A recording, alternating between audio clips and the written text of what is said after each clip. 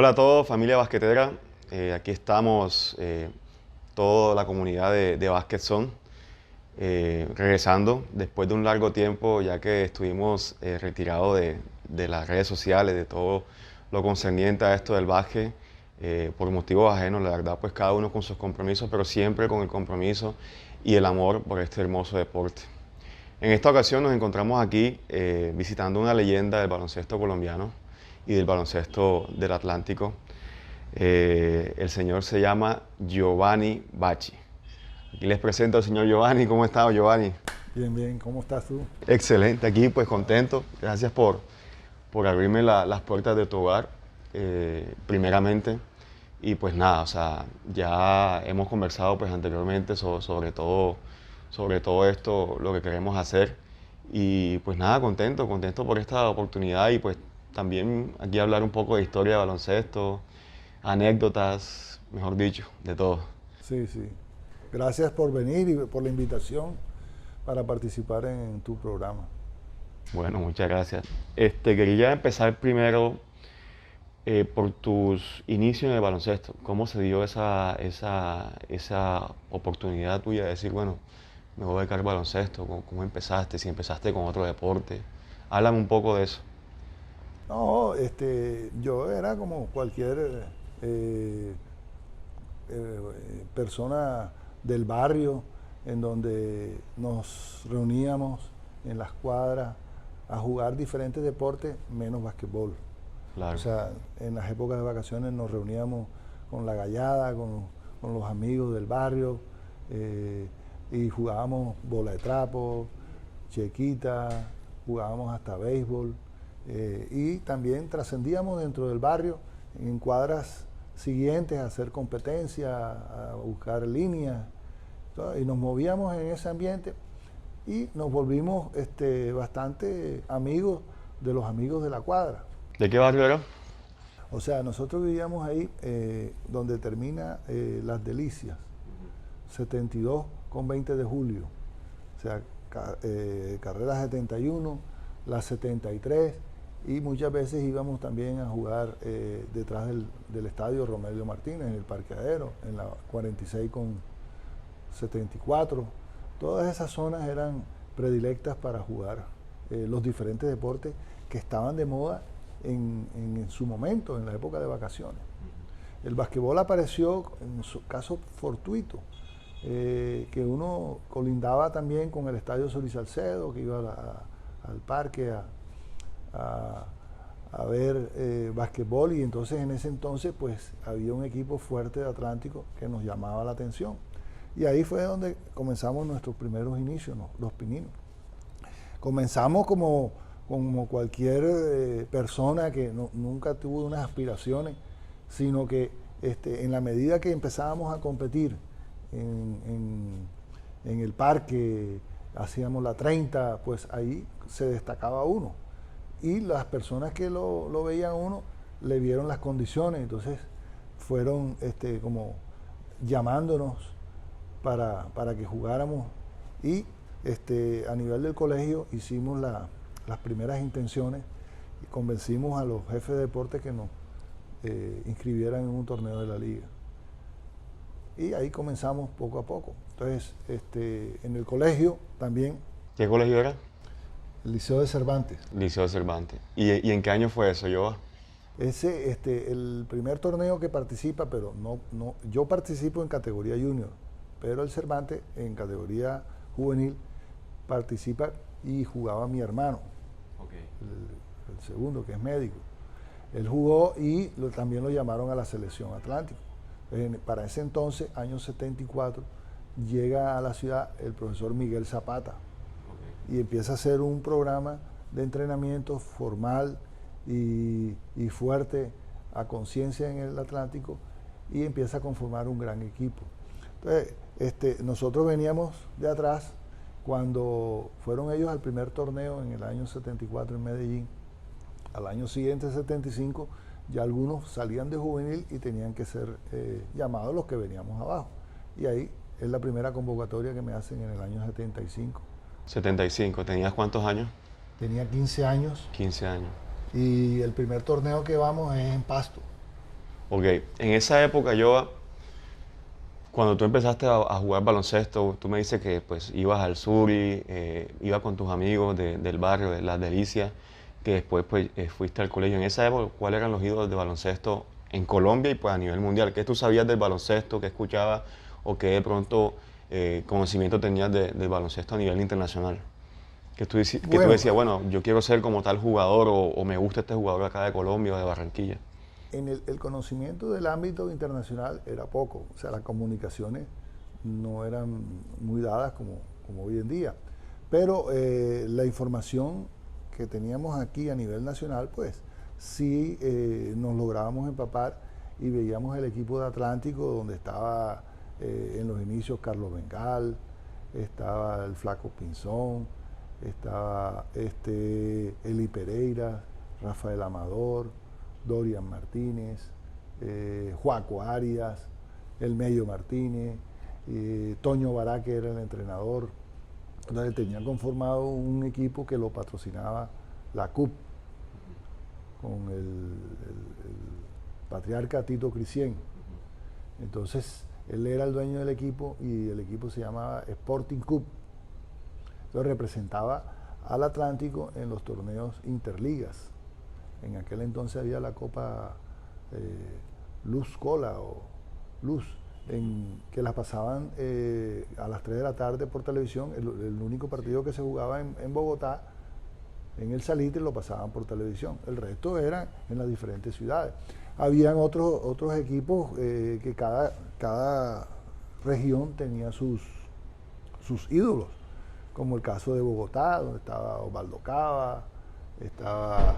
Valdocaba era Samario, o es Samario. Ya murió, Ya falleció. es Samario, pero todo el tiempo vivió allá en Santa Marta. Lo mismo que Jairo Romero, estaba Chico Rodríguez y otros, Harold Martínez, eran de Antioquia. También tenían otros estandartes, como era Horacio Peláez, los hermanos Adolfo León y John Jairo Gómez. Eran unos equipos fuertes y las rivalidades eran siempre bastante reñidas. En Cali estaba también el profesor Cuero, estaba el Patas, estaba Guillermo Moreno, también había un sanandresano que jugó muchos años allá, se me escapa el nombre. O sea que en esa época los ídolos fueron siempre los locales. Sí, y el basquetbol no tenía tanta rotación como hoy, o sea, los jugadores eran escasos y los buenos jugadores siempre permanecían, no se movían. El caso también en Cúcuta, Jorge Niño, que también representó en Bogotá, que duró en la universidad como 20 y pico de años y representaba siempre a la Central o no sé, o a la Nacional. Jorge Niño, que era cucuteño, y otros jugadores de los Hernández, el Perico Fuente, Cabezón Perico Llane, Fuente, los recuerdo. Cabezón Llane, eran los de Cúcuta. Y en Bucaramanga estaban los otros, que era William Gómez, Ulises Bautista, Mario Pradilla, también eran figuras en su... Ok, ese torneo al que fuiste de 15 años, ¿era de tu categoría o fuiste como un jugador novato? ¿Cuál fue tu experiencia en ese torneo? En ese torneo, o sea, como te dije, el equipo venía del campeonato nacional anterior y tenían 10 jugadores que repetían y solamente entramos 2 nuevos. O sea, yo era un rookie, pero rookie. Sí. Tenía 15 años y los demás tenían 18 y yo los veía como los ídolos míos. Entonces, yo fui sin ninguna expectativa, pero en el torneo, en el momento, cuando se dieron la oportunidad, me dieron fue la responsabilidad. Y no sé, o sea, yo salí a jugar y a hacer lo mío y respondí. Y hice un excelente torneo. Entonces, en ese torneo me llamaron para la Selección Colombia. De la categoría. De la categoría juvenil, que tenía de 18 y 19 años. Yo apenas tenía 15 Tenías años. 15 años. El equipo que quedó campeón fue Antioquia. Entonces, me convidaron a entrenar a una convocatoria allá en Medellín, estuve allá un mes y después fuimos a un torneo bolivariano en Barquisimeto. Entonces ese fue como el trampolín para darme a conocer a nivel nacional. Claro, imagínate, o sea, con 15 años una selección Colombia juvenil y era uno de los jugadores más importantes, me imagino, o sea, Sí, del me fue torneo. bien, y eso fue en San Cristóbal, Venezuela. San Cristóbal. Sí, el torneo nos fue bien, quedamos de subcampeones. De manera que Subcampeones bolivarianos. Sí, fue un inicio, sí, fue un inicio bastante bueno para mí. Bueno, y en ese momento, cuando tú quedas subcampeón bolivariano, ¿cuál es la mentalidad de Giovanni Bachi en ese momento? Bueno, a esto es lo que me voy a dedicar. ¿Qué va a ser de mí ahora que llega a Colombia? ¿Voy a seguir entrenando? No, para nada. O sea, yo era un pelado que le gustaba jugar, pero más nada. O sea, no pensaba yo en qué era, cuál era el futuro. Yo estaba en el bachillerato, estaba estudiando en el BIFI. Entonces, o sea, mi aspiración era jugar y eso, seguía jugando fútbol, a veces jugaba voleibol y jugaba béisbol también. Entonces hacíamos todas esas actividades, pero ya me fui como más encariñando más con el básquetbol y en la medida que avanzó, pues me fui metiendo más y fui queriéndolo. Ok, ¿cómo fue ese apoyo de tus papás, de papá y mamá, en esa época con el baloncesto, cuando tú decidiste, bueno, voy a jugar baloncesto? Pues la verdad es que ellos me apoyaban porque yo tomaba la decisión, o sea, era una decisión tomada por mí. Y ellos pues no interferían de a mucho, pero me apoyaban y me iban a ver al estadio y la cosa, pero no era que, o sea, se opusieran. Sobre todo mi mamá sí me decía que no dejara los estudios Claro. y era la que más me llamaba la atención. Pero sin embargo yo le decía que no, yo no iba a dejar los estudios nunca. Y ese propósito siempre lo mantuve. Algo importante porque el deporte siempre lo practiqué, es más, siempre lo anteponía a cualquier otra cosa. Y gracias a Dios puedo contar la historia de una manera agradable, que me fue bien, pude hacer y todavía la hago, la actividad de jugar, sigo con mi trabajo, pude darle educación a mis hijos, afortunadamente a ellos también les gusta el deporte y entonces me han dado como una continuidad en el básquetbol y una vigencia. Así es. No, una familia bastante basquetera, los Bachi. Tú me hablas de tu hermano mayor, tengo entendido que tu otro hermano también jugó baloncesto, ¿no? El mayor jugó baloncesto, pero él era, o sea, muy desordenado, no era muy aplicado. Y el segundo jugó básquetbol, pero hasta que jugó una selección, entonces después se fue para el ejército, empezó a estudiar medicina y ahí se apartó del deporte. Yo sí mantuve el estudio con el deporte. Siempre pude manejar las dos situaciones en forma favorable. Algo que yo me he dado cuenta, a mí siempre me hablaban cuando yo estaba niño, no, Giovanni Bachi, nunca pude conocerte cuando estaba niño. Y siempre dije, ¿de qué posición jugaba Giovanni Bachi? Tú jugabas de pívot, ¿cierto?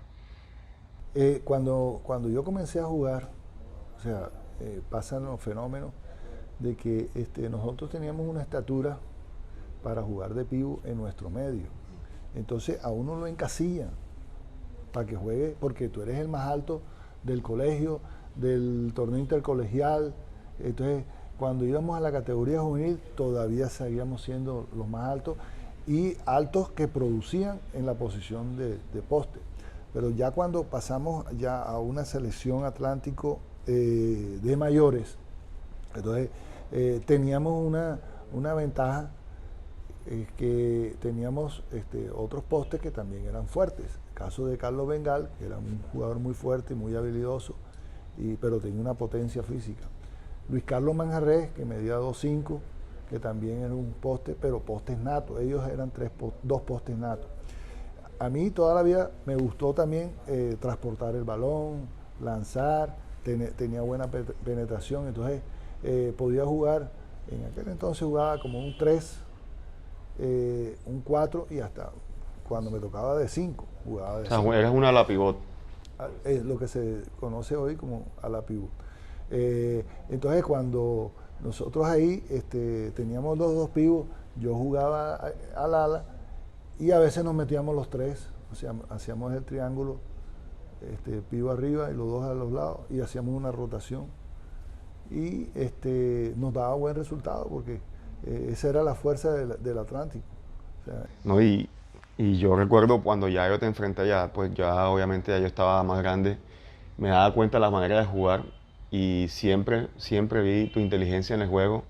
Tienes un tirito de media distancia en el centro que nunca lo falla y siempre la mentalidad ganadora, o sea, siempre esa mentalidad, sí. no importa la edad, porque yo me acuerdo, yo siendo de 20 y pico años te enfrenté en el parque jugando, o sea, un baloncesto totalmente recreativo y ahí estabas matando y no te importaba quién estuviera, o sea, estabas ahí abajo dándole y la mentalidad y creo que pues esa mentalidad pues ha pasado a la siguiente generación tuya que pues fue con Giovanni y con Gianluca y de verdad que eso es algo admirable y creo que pues eso fue lo que hizo que tú seas uno de los mejores jugadores de acá de la historia del departamento del Atlántico. La mentalidad de un jugador líder porque pues veo que pues siempre lideraste en tu colegio, o sea, siempre como que estuviste vinculado con el tema de que ven acá, necesitamos que ustedes nos apoyen para poder llevar un equipo de baloncesto y representar el colegio. Eso es bastante importante. Sí, sí, o sea, uno siempre refleja la personalidad de la persona, del jugador, en el juego. O sea, si tú eres una persona fría, o sea, eso lo refleja en el juego. Y yo siempre, o sea, tuve siempre esa característica de nunca dejarme derrotar, siempre a dar el 100% o hasta un 110% dentro de la cancha, cumpliendo con todas las normas, o sea, no transgrediendo al rival ni por la fuerza de uno ni nada, pero imponíamos ese temperamento y lo transmitíamos. Eso era un liderazgo que se lleva innato en cada persona. Y hoy en día, pues, mis hijos me lo dicen, pero es algo que sin darse uno cuenta cuando uno sale a jugar al parque y eso, o sea, yo juego serio y juego a ganar. Claro. Como te digo, o sea, cumpliendo con todas las normas, pero dando el 100% de mis capacidades. Ya no son las mismas. Sí. Sí, obviamente no son las mismas. Bueno, háblame ahora de, me dices que pues pasaste por la primera selección Colombia, que era juvenil, fuiste a unos Juegos Bolivarianos en Venezuela. ¿Qué vino después de esa selección Colombia? ¿Cuántas más vinieron?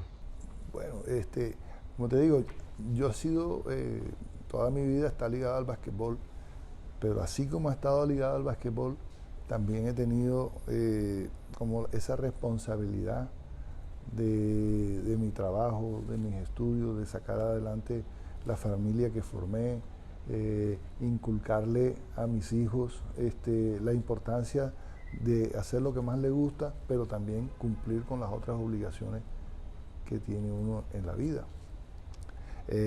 Tuve la fortuna también de ser entrenador, o sea, estuve 8 años de entrenador en el Colegio Bifi y estuve 23 años como entrenador de la Universidad Autónoma, siempre alternándola con mi profesión y con otros trabajos que yo tenía como en la odontología.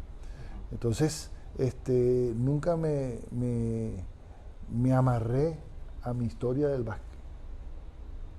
Siempre tuve el propósito de que después de la satisfacción de jugar tenía que tener las obligaciones de mi trabajo. Y así fue el transcurrir de mi vida, con mis hijos, eso se los inculqué, con las diferentes generaciones que tuve en mis manos para brindarle una formación dentro del deporte y fuera del deporte. les brindé los principios que yo consideraba que eran importantes y básicos para que ellas personas pudieran desarrollar ese liderazgo en todas sus oportunidades y en sus carreras, que no se apartaran de las responsabilidades. El deporte es algo que es maravilloso, pero tiene su tiempo muy corto de duración. Así es, efímero. Exacto. Y que desafortunadamente, como estábamos comentando antes, de que mucha gente del básquetbol le ha ido bien, pero a otras no les ha tocado la misma suerte, desafortunadamente, pero aquí no hay programas como para ayudar a esas personas, sino lo que se le ocurre a la gente cuando se les acaba el básquetbol, ¿qué hacen? Entonces, son situaciones difíciles y delicadas en que nunca nos ponemos a pensar, pero nos va a llegar ese día. Así es, así es. Y se ha visto en muchas generaciones, múltiples generaciones de jugadores de baloncesto que Claro. pues, la vida pues les ha cambiado de una forma u otra y las cosas ya no son iguales. O sea, no Sí. todos están bien, como Sí, tú dices. sí, sí. Hablemos un poco bueno, se están cumpliendo 40 años este año de esa selección Colombia, que la única selección Colombia que ha jugado un mundial de baloncesto. Háblame de esa época, de esa selección, quiénes la integraron, quién fue el entrenador, cómo eran esas épocas. Esas épocas eran o sea, maravillosas, donde nosotros estábamos en la flor de la juventud, en donde las preocupaciones y obligaciones no existían. Solamente mirábamos el futuro inmediato, que era el deporte. Entonces, cuando se presentó esa oportunidad, pues sí, ya nosotros habíamos representado al departamento de Bolívar en un campeonato de básquet profesional, salimos de ahí y el profesor Jim McGregor, un norteamericano que fue el contratado por la federación en ese entonces la dirigía Gustavo Martínez y Pipo Gómez, los dos eran de Cúcuta. Entonces nos llamaron a conformar un proceso que se inició 2 años antes con miras al Mundial en Cali, que era en el año 82, en el mes de julio, agosto. Comenzamos nosotros a integrar esa preselección y ahí poco a poco fue uno consolidándose hasta que el resultado final fue la presentación en Cali. Hicimos una gira que duró 3 meses, por recorrido en varios países de Europa, en Rusia. Háblame de esa gira, alguna anécdota en esa gira con alguno de los compañeros. No, pues ahí hay varias. Son varias risibles que en estos momentos, que como la comunicación nos los permite, tenemos un grupo de WhatsApp. Y entonces No, qué bacano. A veces recordamos, nos encantaría reunirnos, volver a reunirnos a todos, que somos de diferentes partes de Colombia. O sea, están 2 sanandresanos, que son Randy Stephen y Guillermo Mosquita, Álvaro López de Cartagena, Antonio Maldonado, que vive en Miami, Luis Carlos Manjarres, que vive aquí, mi persona, Guido Mosquera, Elkin Valencia, Álvaro Álvarez, William Gómez, William Nieto, Lucho Murillo. Sí, esos eran los que conformamos los 12 jugadores. Tremendo equipo. Y estaban otros satélites, que era Haroldo Penilla y Eric Mejía. De esa selección, pues desafortunadamente ya se fue el primero, que fue Haroldo Penilla, partió hacia el cielo, y lo recordamos como un gran amigo, una gran persona y gran jugador. Nuestra ilusión era conformar la selección Colombia, y no pensamos en la trascendencia que iba a tener, de que somos el único equipo en Colombia que ha jugado un mundial. Mundial, sí señor. Por ser la sede, pero no importa, lo jugamos el mundial. Mundial es mundial. Mundial es mundial. Estuvimos jugando contra 6 potencias mundiales: Australia, Yugoslavia, que no se había disuelto, Rusia, Estados Unidos, Canadá. Buenos equipos. Unos excelentes equipos. Tengo entendido que en esa época Estados Unidos trajo a Doc Rivers, ¿cierto? Doc Rivers, sí, él jugó la final, fue Estados Unidos contra Rusia. Y creo que el sexto equipo era España. España. Entonces la final fue Rusia, Estados Unidos, y la ganó Rusia. Y tercero y cuarto jugó Yugoslavia y España, y la ganó Yugoslavia. Yo no sé, yo leí un artículo hace años sobre ese mundial. Yo creo que también estuvo Armida Saboni. Saboni, estaba Vladimir Tachenko. Ellos jugaban con Yugoslavia. No, con Rusia, perdón. Con Rusia. Con Rusia, sí. Unión Soviética en ese Eran entonces. lituanos. Eran lituanos, pero jugaban con con la Unión Soviética. No, Sí, sí, o sea, eso era tremendo lujo. ¿Ustedes cuántos años tenían? Yo en ese entonces tenía 22 años. 22 años. 22 años. Tener jugadores de esa historia que hicieron parte del baloncesto mundial, Sí, NBA, sí. Euroliga, impresionante. Sí. Háblame de ese mundial, cuéntame. La sede fue en Cali. Sí, la sede fue en Cali. Hubo grupos clasificatorios que fueron en Medellín, Bogotá y Bucaramanga. Y de ahí salieron los 2 equipos de cada sede que fueron a Cali, que estábamos nosotros esperándolos. Y por eso jugamos contra esos 6 equipos, clasificaron. Se quedaron por fuera Brasil, que esperaban que clasificara, China, quedaron equipos por fuera, Uruguay quedó por fuera. En fin, cuando fuimos allá, se jugó en el Coliseo El Pueblo, llenos completos, totales. Bastante apoyo por la gente. Bastante apoyo, sí. Fue un mundial bastante concurrido, de buen nivel en ese entonces. Te hablo del año 82. Tremenda Y experiencia. tuvimos la fortuna y la dicha de participar en ese mundial.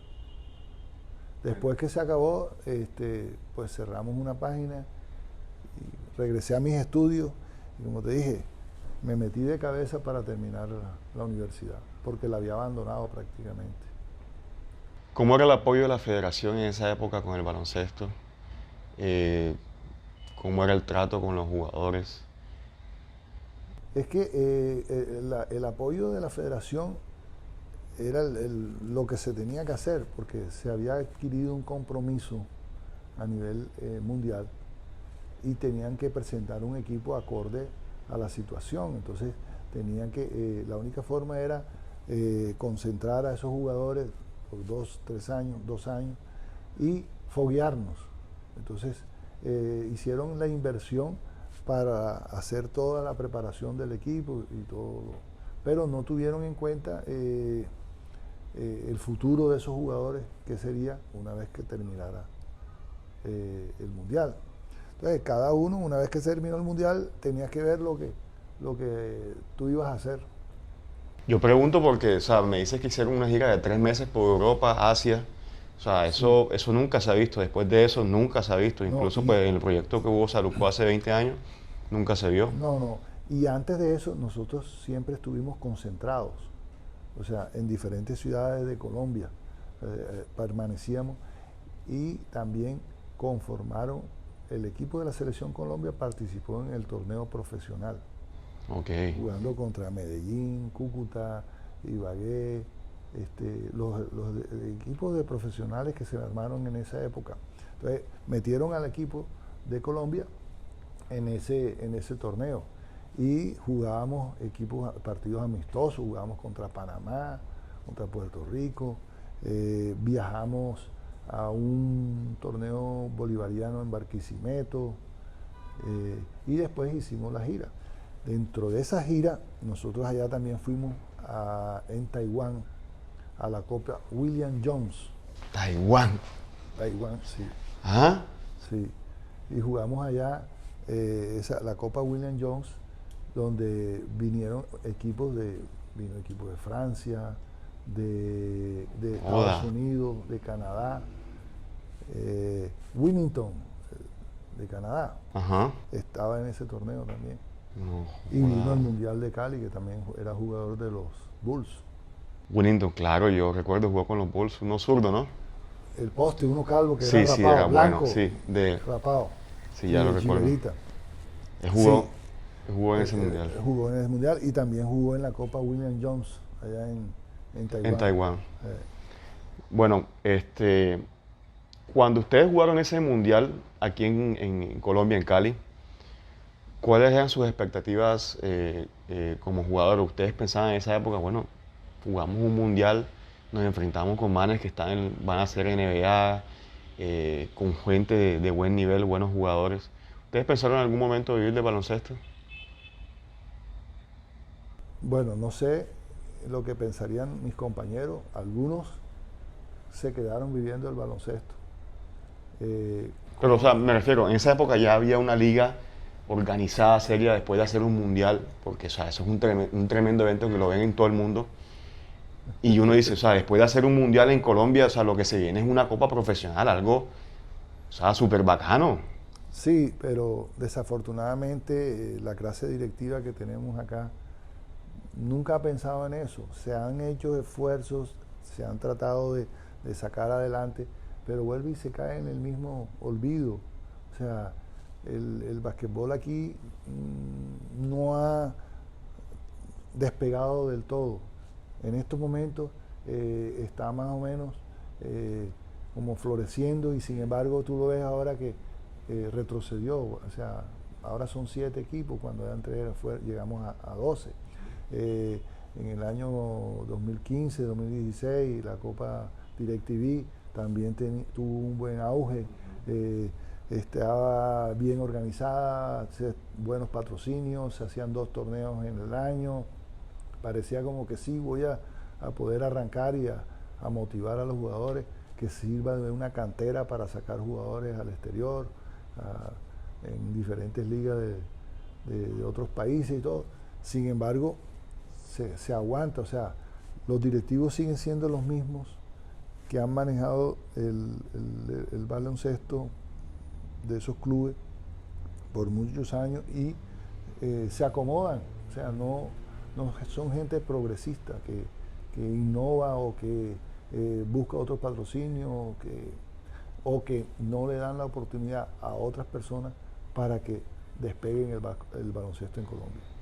Ok, entiendo. Pero luego después de esa selección Colombia me dice que tú pues volviste a estudiar, tú eres odontólogo de profesión, ¿cierto? Sí, correcto.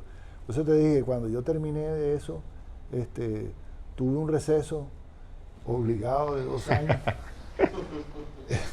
Entonces yo dije, este es el momento preciso para terminar mi carrera. Me voy a olvidar del básquetbol y voy a terminar mis estudios. Traté,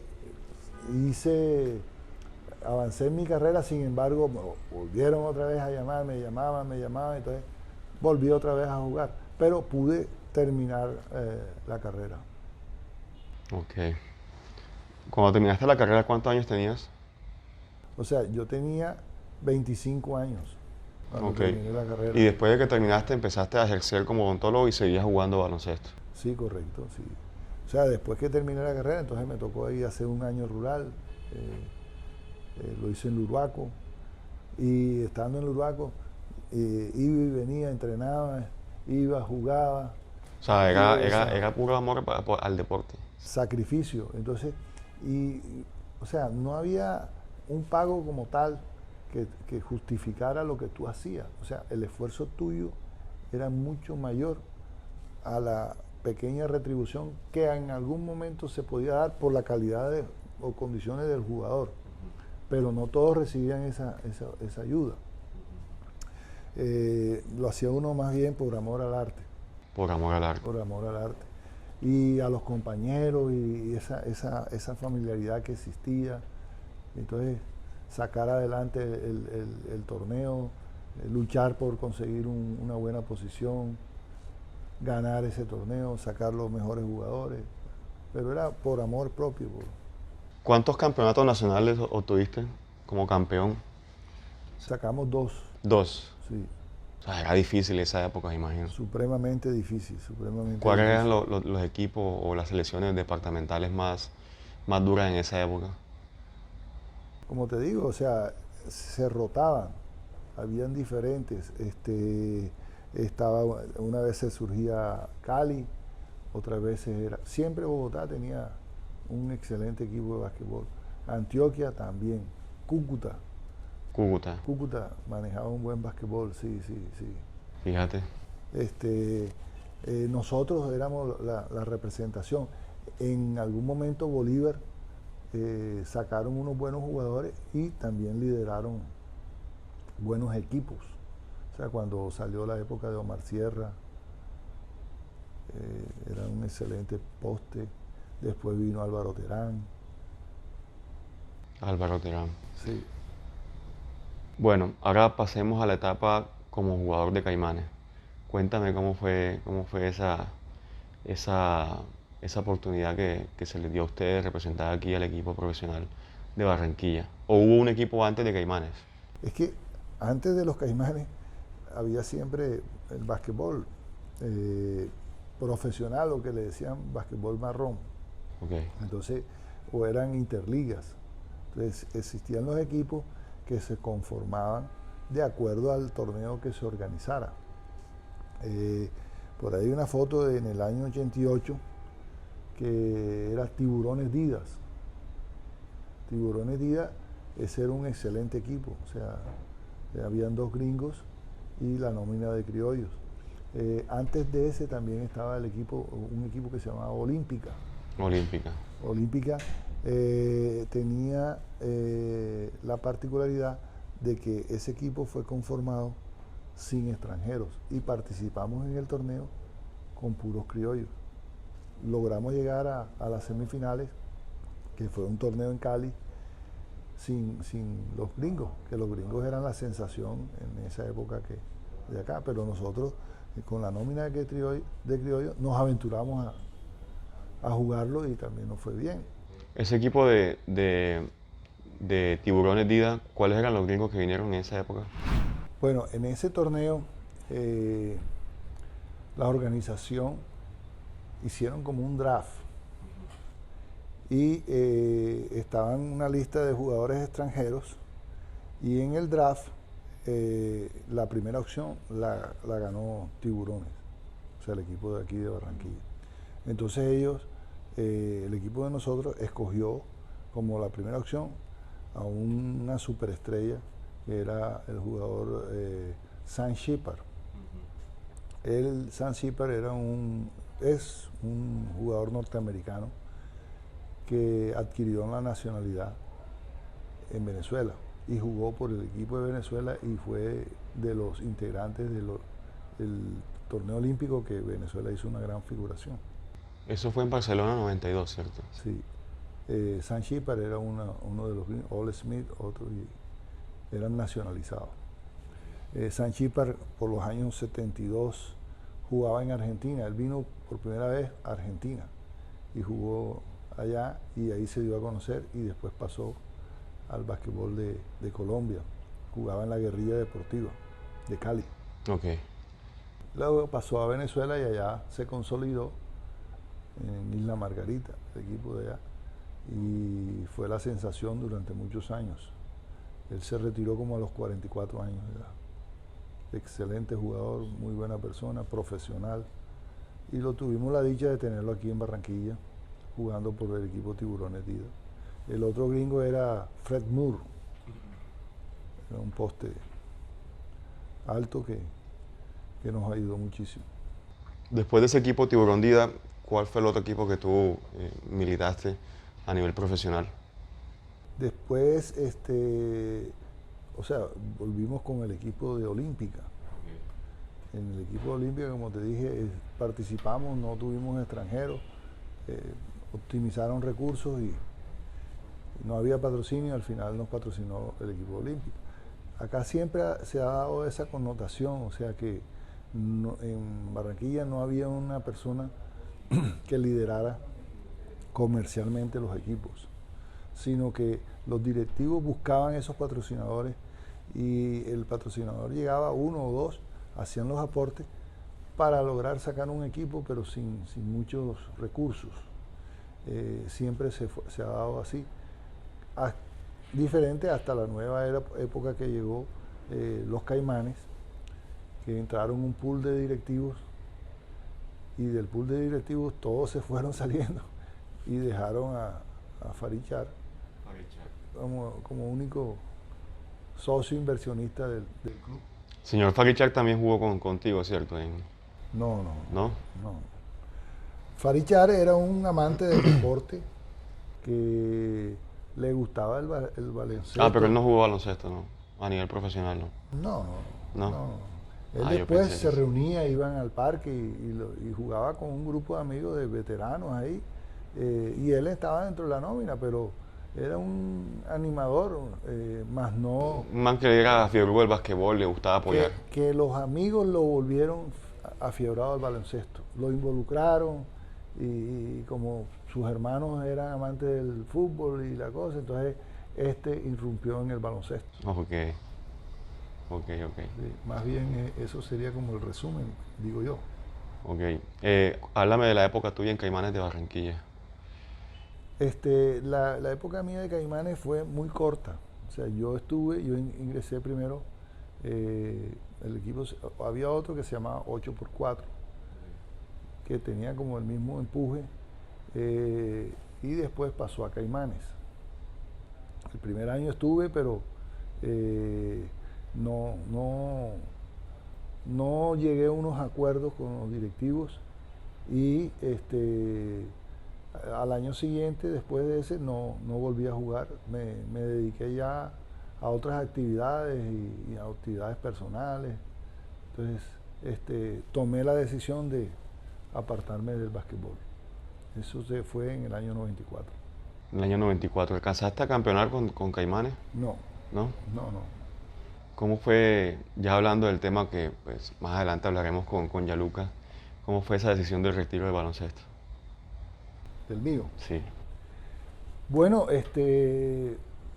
fue algo, digamos, obligado, pero ya yo adquiría compromisos laborales, y acá no había una prioridad en cuanto al deporte, ni una satisfacción por jugar. O sea, yo veía que había unas preferencias por otro tipo de jugadores con otro nivel muy inferior al que nosotros teníamos. Pero eso fue una decisión de los directivos. Y yo no estuve de acuerdo, simplemente di un paso al costado. Afortunadamente yo tenía ya un rumbo profesional, estaba vinculado a una excelente empresa que me estaba llamando, o sea, me demandaba mucho tiempo, y no quería exponer la actividad del deporte con la laboral, que no tenía que ver absolutamente nada con el deporte. Entonces, fue como el momento en que me tocó decir, o sea, bueno, ya, ahora sí, comenzó la seriedad.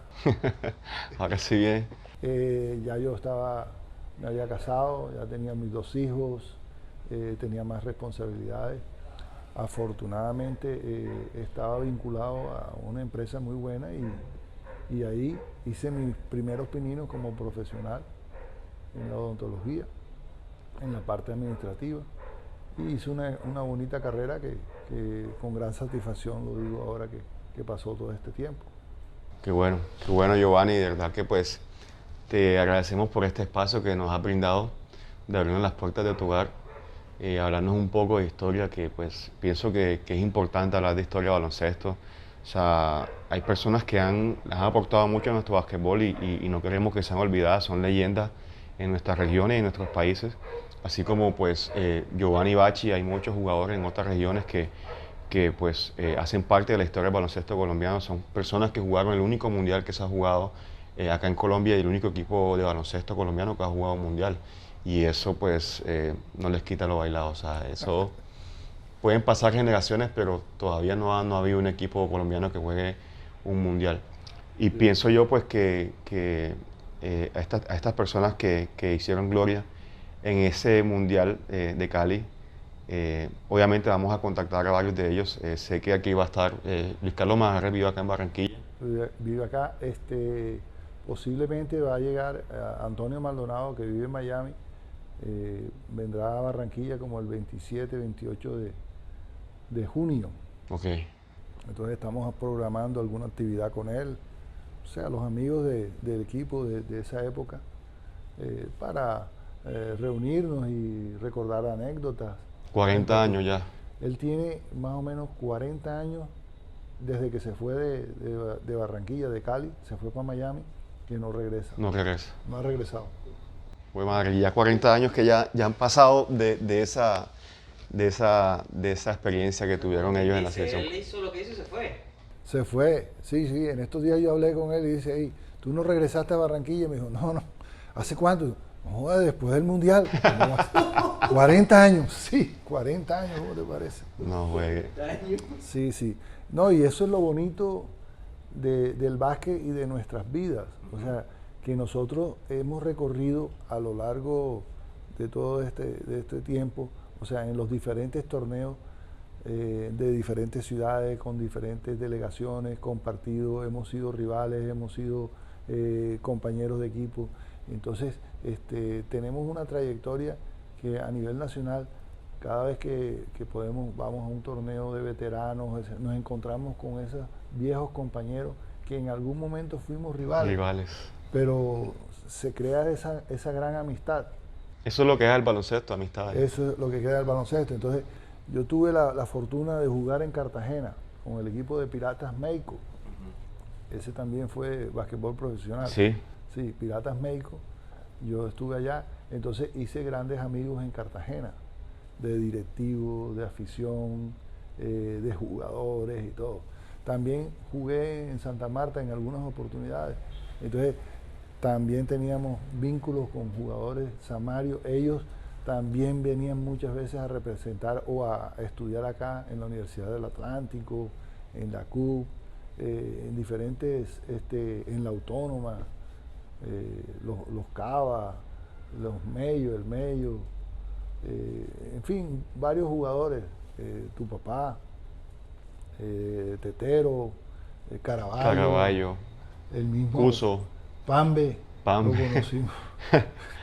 Pambe, Cuso, que también gran persona, Víctor Bermúdez, en fin, y se me escapan otros nombres que participamos y jugamos, pero terminábamos al fin de amigos. Así es. O sea, se terminó, y eso se replicó también en otras ciudades, en Cúcuta, en Bucaramanga, en Cali. O sea, yo voy a Cali, se recuerdan de uno, en Pereira, cuando fuimos a los diferentes torneos. En Pasto jugamos contra las selecciones de los que hoy son veteranos de la época. Eso es lo bueno y lo lindo de este deporte, que deja muchas amistades, experiencias, anécdotas. Correcto. Y pues el reconocimiento de la gente, que es lo más bonito. Y lo otro es que uno tiene eso como guardado ahí en la biblioteca. Y esos recuerdos están ahí. Cuando empieza uno a hablar, empiezan a aflorar todos esos recuerdos y esas memorias, el nombre de ciertos jugadores que quizás muchas veces ya ni se acuerda uno de ellos, pero que están ahí guardados, y desempolva uno esos libros y empieza a hojear y ver las fotos.